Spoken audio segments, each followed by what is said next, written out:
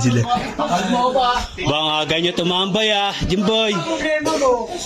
Sabi mo kulang, binento ko sa isda eh. Bide, putang na, kulang nga natin ba? Walang pagalit na naman kayo. Binuwasan mo na isa bago mo timbangin. Putang na to, gago ka. Sabi ni Pito, Jim, bulan sa timbang. Pero bago, Ba, nadya ka pala, pare ay nila no. Tamang tambay ka, pahinga.